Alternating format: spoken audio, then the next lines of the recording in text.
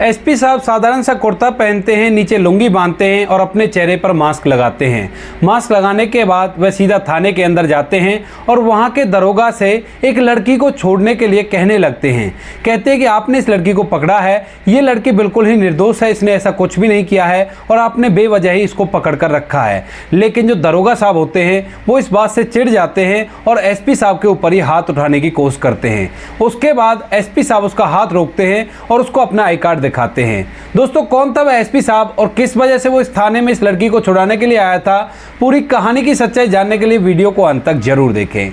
बिहार के पटना में एक शॉपिंग मॉल था, जिस शॉपिंग मॉल की पार्किंग में एक लड़की काम किया करती थी जिसका नाम था संगीता। संगीता जो कि बेहद ही गरीब घर से है। उसके पिता और उसके भाई स्टेशन पर फलों का ठेला लगाया करते हैं और वह अपनी जीवनचर्या को बिताने के लिए यहाँ पर काम किया करती है ताकि थोड़े बहुत पैसे वो भी कमाकर परिवार की आर्थिक स्थिति को मजबूत कर सके। अब उस शॉपिंग मॉल की पार्किंग के अंदर संगीता को इंचार्ज बना रखा था और वह वहां पर अच्छी तरह से ईमानदारी से अपना काम कर रही थी। अब तभी एक दिन उसी शॉपिंग मॉल की पार्किंग के अंदर एक लड़का अपनी कार को लेकर आता है और लाकर उसे गलत तरीके से पार्क करने लगता है। इसके बाद संगीता उसका विरोध करती है, लेकिन वो लड़का उसे साफ साफ मना कर देता है और कहता है कि मैं ऐसे पार्क नहीं करूंगा। तो संगीता इस बात का विरोध करती है और कहती है कि अगर आप इस तरह से गाड़ियों को पार्क करोगे तो और गाड़ियों को निकलने में दिक्कत होगी। लेकिन वह लड़का संगीता पर गुस्सा करता है और उसे बुरी भली बातें सुनाने लगता है। अब इसके बाद संगीता जैसे उसका विरोध करती है तो वह लड़का अपने एक पुलिस वाले दोस्त को फोन कर देता है। दोस्तों, वह लड़का और कोई नहीं, वहां के पूर्व नेता का बेटा था और वो अपने सामने संगीता को कुछ भी नहीं समझ रहा था। इसके बाद उसने अपने एक जानने वाले दरोगा के पास फोन किया था और फोन करने के बाद उसे बताता है कि यहाँ पार्किंग में एक लड़की है और वो मेरी कार को यहाँ पर पार्क करने से मना कर रही है। अब इस बात को जैसे ही वो दरोगा सुनता है, वो दरोगा इस लड़के का अच्छा दोस्त था, तो उसके बाद वह कहता है कि कौन सा मॉल बताया, तो वह उस मॉल का नाम बताता है। तो वो कहता है कि इसी मॉल में तो मैं शॉपिंग कर रहा हूं, तुम बस 2 मिनट दो और मैं अभी आ रहा हूं। ऐसा कहकर फोन कट जाता है और फोन कटने के बाद जो दरोगा होता है वो थाने के अंदर फोन करता है और थाने से कुछ पुलिस वाले एक गाड़ी लेकर वहां पर पहुंच जाते हैं। इतनी देर में दरोगा भी वहां पर पहुंच गया था और वहां पहुंचने के बाद उस लड़की को धमकाने लगता है। कहता है कि तुमने किससे पंगा लिया है, तुम्हें शायद पता नहीं है। लेकिन वह लड़की अपने कर्तव्य को निभाते हुए उनसे कहने लगती है कि जो मैं काम कर रही हूं वो मुझे सही तरह से करना चाहिए और इसके लिए तुम मुझे कुछ भी नहीं सिखा सकते। अब यह बात दरोगा और उस नेता के बेटे को बुरी लग जाती है और इसके बाद जो दरोगा होता है उस लड़की को अरेस्ट कर लेता है और अरेस्ट करने के बाद थाने ले जाता है। दरोगा जी और मंत्री के बेटे ने मिलकर कार का पीछे वाला शीशा तोड़ दिया था और आरोप ऐसा लगाया था कि इस लड़की ने इस कार के अंदर से गहने चोरी किए हैं और इसी वजह से इसको पकड़ लिया गया है। उसके बाद दरोगा उस लड़की को ले जाकर लॉकर में बंद कर देता है। अब यह बात जैसे संगीता के पिता सुरेश और उसके भाई रोशन को पता चलती है तो वो भागे दौड़े सीधा थाने पर आते हैं और वहां जाकर अपनी बहन से बात करने लगते हैं। वह उससे पूछते हैं कि बहन ये क्या हो गया और किस तरह से हुआ है। तो उसके बाद पुलिस वाले उसे बताते हैं कि तुम्हारी बहन ने एक मंत्री के बेटे की कार से गहने चोरी करने की कोशिश की है और इसी वजह से हम लोगों को इसे पकड़ना पड़ा।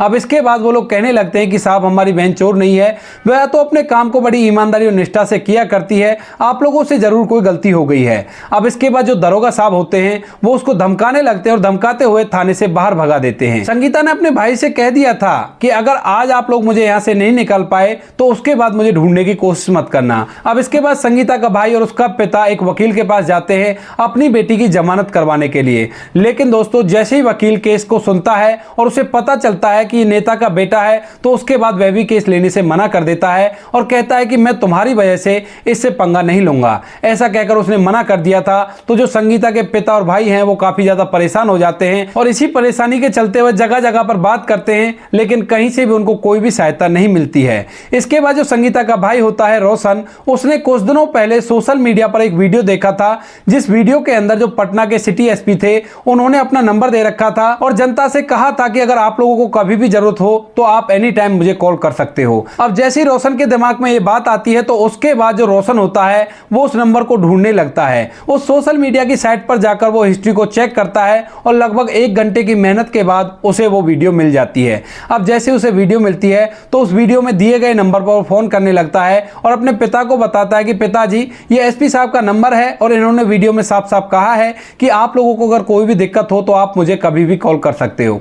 इसके बाद उसका पिता कहता है कि बेटा ये एसपी साहब क्या करेंगे, जब इतना बड़ा वकील ही हमारा साथ नहीं दे रहा तो ये भी मना ही कर देंगे। लेकिन जो रोशन होता है वो एसपी साहब पर फोन करना उचित समझता है। उसके बाद वह एसपी साहब के पास फोन मिला देता है और फोन मिलाने के बाद जैसे ही फोन उठाया जाता है तो वह पूछता है कि क्या ये सिटी एसपी का नंबर है। तो उसके बाद दूसरी तरफ से जो व्यक्ति होता है वो कहता है कि हाँ आपने सही नंबर मिलाया है, मैं सिटी एसपी ही बात कर रहा हूं। अब इस बात को सुनते ही जो रोशन होता है वह फोन पर ही फूट फूट कर रोने लगता है। इसके बाद जो एसपी साहब होते हैं उसको धैर्य बनाते हैं और कहते हैं कि अरे भाई अगर तुम इस तरह से रोओगे तो मैं समझ नहीं पाऊंगा कि तुम्हारा क्या मामला है और किस वजह से तुमने मेरे पास फोन किया है। उसके थोड़ी देर बाद रोशन शांत होता है और शांत होने के बाद अपनी बात सिटी एसपी को बताने लगता है। वह कहता है कि साहब यहाँ के दरोगा ने हमारी बहन को पकड़ लिया है। वो मॉल की पार्किंग में काम किया करती थी और वहां पर यह व्यक्ति शराब पीकर आया और गलत तरीके से अपनी गाड़ी को पार्क कर रहा था और इसी बात को लेकर कहासुनी हो गई और उसने मेरी बहन को पुलिस से पकड़वा दिया। उसके बाद जो एसपी साहब है उस लड़के का नाम पूछते हैं जिसके साथ उसकी बहन की बहस हुई थी।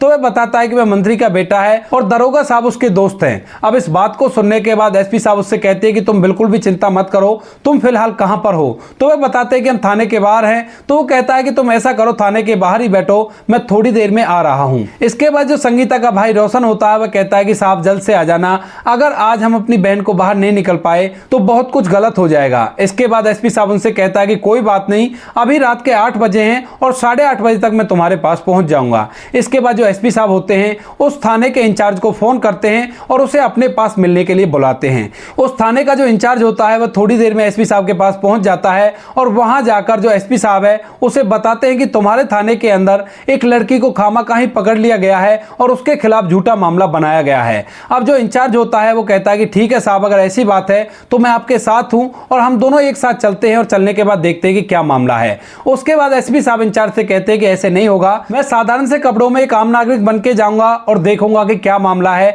किस तरह से वो आम आदमी के साथ बिहेव किया करता है वहां का दरोगा। अब जो थाने का इंचार्ज है वो भी उसके साथ होता है और कुछ एसपी के साथ जो टीम थी वो भी उसके साथ होती है। एसपी साहब एक साधारण सा कुर्ता पहनते हैं, नीचे एक लुंगी बांधते हैं और अपनी टीम को लेकर उस थाने की तरफ चल देते हैं। अब थाने से लगभग 100 मीटर दूर एक चौराहा था, तो उस चौराहे पर जाकर एसपी साहब अपनी टीम को वहीं पर रोक देते हैं और कहते हैं कि अगर मुझे जरूरत पड़ेगी तो मैं तुम लोगों के पास एक मिस कॉल मारूंगा और मिस कॉल मारते ही आप फौरन से थाने के अंदर आ जाना। ऐसा कहकर एसपी साहब साधारण से कपड़ों को पहनकर चेहरे पर मास्क लगाकर सीधा थाने की तरफ चल देता है। अब जैसे ही वो थाने के बाहर पहुंचता है तो उसे उस लड़की के भैया और पिता भी मिल जाते हैं और वहां पर जाने के बाद वह उस लड़की का नाम पूछता है और उससे पूछता है कि क्या क्या हुआ था, मुझे पूरी तरह से डिटेल में बताओ। इसके बाद संगीता के पिता और भाई बता देते हैं कि हमारी बेटी का नाम संगीता है और उसको खामखा पकड़ लिया गया है, उसने कोई चोरी नहीं की है और साहब वो चोरी भी नहीं कर सकती। इस बात को कहते हुए दोनों की आंखों में आंसू आ गए थे और वह एसपी साहब के सामने फूट फूट कर रोने लगते हैं। अब एसपी साहब उनका धैर्य बनाते हैं और कहते हैं कि तुम चिंता मत करो, मैं आ गया हूं, अब सब कुछ ठीक हो जाएगा। ऐसा कहकर वो उनसे वहीं पर बैठने के लिए बोलते हैं और सीधा थाने के अंदर चले जाते हैं। अब जैसे वो थाने के अंदर घुसते हैं तो एक हवलदार उनको रोकता है और कहता है कि अरे भाई कौन हो, कहां घुसे चले आ रहे हो, क्या काम है तुमको। तो उसके बाद वह बताता है कि जिस लड़की को अभी अभी साहब ने अरेस्ट किया है मैं उसका चाचा हूं और मैं दरोगा साहब से बात करने के लिए आया हूं। इसके बाद जो हवलदार होता है वो उसको अंदर जाने की आज्ञा दे देता है। तो जो एसपी साहब हैं वो दरोगा साहब के कैबिन में जाते हैं और वहां जाकर उनसे रिक्वेस्ट करने लगते हैं। कहते हैं कि साहब जिस लड़की को आपने पकड़ा है वो बिल्कुल निर्दोष है, उसने ऐसा कुछ भी नहीं किया है और वो ऐसा कर ही नहीं सकती। मैंने अच्छी तरह से इस बात की तहकीकात कर ली है। अब इस बात को जैसे दरोगा साहब सुनते हैं तो उससे पूछने लगते हैं कि तू कौन है भाई। तो उसके बाद वह बताता है कि जिस लड़की को आपने गिरफ्तार किया है मैं उसका चाचा हूं और इसी वजह से मैं उसको छुड़ाने के लिए यहाँ पर आया हूँ। वो पूछते हैं कि तुम क्या काम करते हो। तो वे बताते हैं कि मैं सब्जियों का ठेला लगाया करता हूं बस स्टैंड के पास और उसी से अपनी जीवनचर्या को बिताया करता हूं। तो पुलिस वाला कहता है कि अब हमारे इतने बुरे दिन आ गए हैं कि एक सब्जी का ठेला लगाने वाला हमें बताएगा कि कौन बेगुनाह है और कौन निर्दोष है, फिर हमारा काम ही क्या रह गया। उसके बाद जो एसपी साहब से जो फिलहाल साधारण व्यक्ति के भेष में थे वो उनसे कहने लगते हैं कि साहब ऐसा कुछ नहीं है, अगर इस लड़की ने कुछ गुनाह भी किया है तो भी आपने इसके साथ अच्छा नहीं किया है। अगर किसी लड़की पर कोई मामला बनता है तो उसको रात के समय हवालात में नहीं रख सकते। रात के समय आप केवल उससे पूछताछ कर सकते हो, उसकी तलाशी ले सकते हो, लेकिन इस तरह से हवालात के अंदर कैद नहीं कर सकते।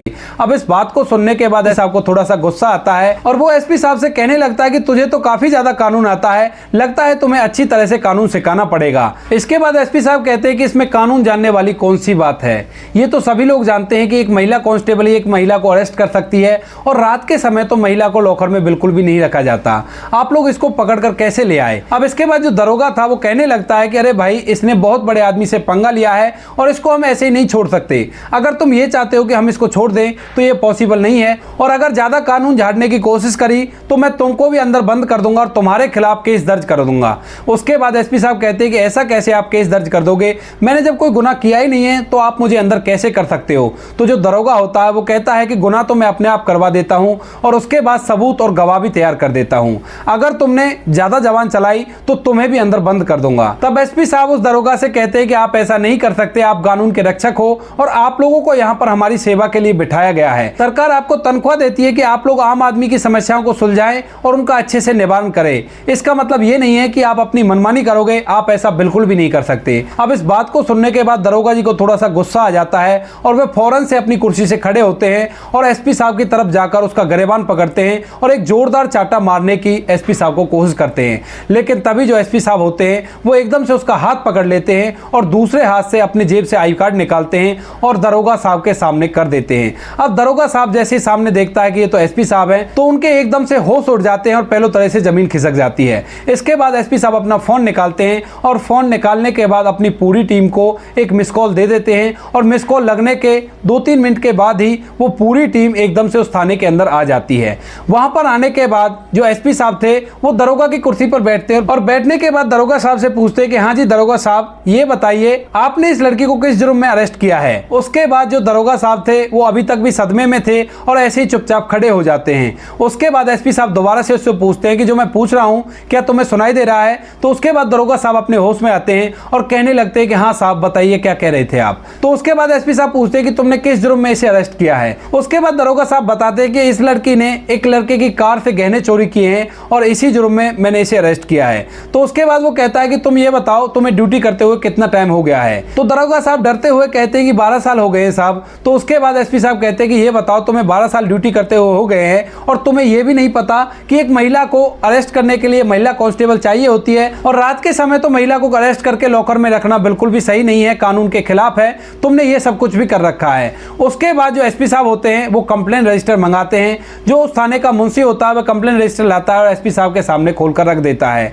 अब एसपी साहब उस कंप्लेंट रजिस्टर के अंदर कंप्लेंट ढूंढने लगते हैं और कंप्लेंट ढूंढने के बाद उन्हें उस लड़की की कोई भी कंप्लेंट वहां पर नहीं मिलती। तो वो दरोगा साहब से पूछते हैं कि यहाँ पर तो कोई भी लिखित में कंप्लेंट नहीं है, आपने किस बेस पर इसको अरेस्ट किया है। उसके बाद दरोगा साहब कहते हैं कि वो पूर्व मंत्री का बेटा था और उसकी गाड़ी से इसने गहने चोरी किए थे और उसने हमें फोन करके सूचना दी थी। सूचना मिलने के बाद हम लोग इसे अरेस्ट करके यहाँ पर ले आए। अब इसके बाद एसपी साहब उसे कानून याद दिलाते हैं और कहते हैं कि क्या तुम्हें पता नहीं है कि कोई भी मौखिक कंप्लेंट पर हम कुछ भी नहीं कर सकते, हमें लिखित में कंप्लेंट चाहिए और इस लड़की की अभी तक तुमने लिखित कंप्लेंट नहीं की है। उसके बाद एसपी साहब सबसे पहले उससे कहते हैं कि सबसे पहले इस लड़की को छोड़ो और इसको यहाँ से जाने दो। उसके बाद संगीता लॉकर से निकलती है और निकलने के बाद एसपी साहब की तरफ देखती ही रह जाती है क्योंकि उसे विश्वास नहीं हो रहा था कि एक साधारण सा व्यक्ति आकर इतना कुछ भी कह सकता है। अब जैसे उसे ये बात पता चलती है अपने भैया और पिता से कि वो एसपी साहब थे और उनको हमने ही भेजा था, तो इस बात को सुनने के बाद जो संगीता होती है उसका भी न्याय व्यवस्था पर विश्वास जम जाता है।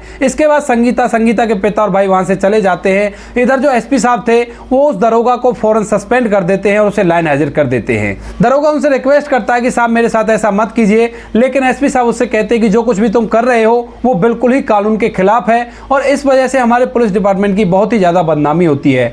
तुम जैसे चंद लोगों की वजह से डिपार्टमेंट इतना बदनाम है कि कहीं पर अगर पुलिस के 4 जवान किसी को खड़े मिल जाएं तो उन लोगों को डर लगने लगता है कि कहीं ये हमसे कुछ मांगने ना लगे और कहीं उल्टी बात हम पे ना पड़ जाए। जबकि पुलिस को देखकर लोगों को डर नहीं लगना चाहिए, उनको अंदर विश्वास पैदा होना चाहिए कि ये लोग हमारे रक्षक हैं और रक्षक बेशक यहाँ पे हैं तो हम लोग बिल्कुल सेफ हैं। इस बात को कहकर एसपी साहब भी वहां से चले जाते हैं। लेकिन दूसरे ही दिन वह संगीता के पिता और उसके भाई को बुलाते हैं और बुलाने के बाद उससे कहने लगते हैं, जिस मंत्री के बेटे ने तुम्हारी बेटी को अंदर करवाया है उसके ऊपर तुम्हें मानहानि का दावा करना पड़ेगा। अब इस बात को सुनने के बाद जो संगीता के भैया और उसके पिता हैं वो उनसे मना करने लगते हैं, कहते हैं कि साहब ये बड़े लोग हैं और हम लोग अगर इनके खिलाफ कंप्लेंट करेंगे तो ये हमारे साथ कुछ भी कर सकते हैं। अब इसके बाद जो एसपी साहब होते हैं उनसे कहते हैं कि ऐसा नहीं होगा, मैं तुम्हारे साथ हूं, तुम्हें इसके खिलाफ मानहानि का दावा दर्ज कराना पड़ेगा। अब इस बात को सुनकर संगीता, उसका भाई, उसका पिता इस बात के लिए एग्री हो जाते हैं और वो एसपी साहब के कहे अनुसार लड़के के ऊपर मानहानि का दावा दर्ज करा देते हैं। इसके बाद ये मामला कोर्ट में जाता है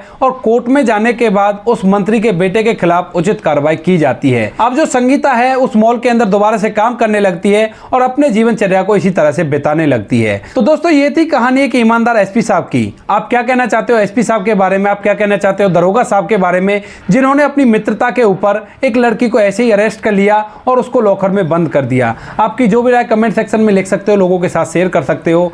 वीडियो अगर अच्छी लगी तो वीडियो को लाइक और चैनल को सब्सक्राइब जरूर करें ताकि हमें थोड़ा बहुत हौसला मिले आप लोगों के लिए ऐसे अच्छे वीडियो बनाने के लिए।